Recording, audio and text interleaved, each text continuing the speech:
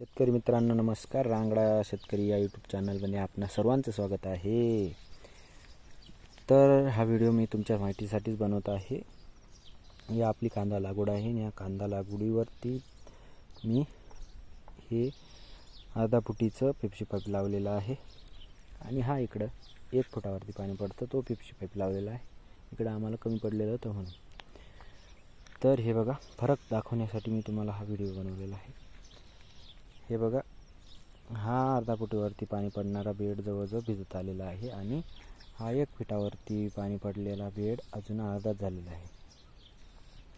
तर अर्धा फुटी पेप्सी पाईप जर लावला तर लवकर भिजून मोकळं होतं आणि 1 फुटावरती लावला तर ते भिजायला वेळ लागतो. म्हणून तुम्ही पेप्सी पाईप लावताना अर्धा फुटीच घ्या. तर तुम्हाला हा व्हिडिओ आवडला असेल तर चॅनलला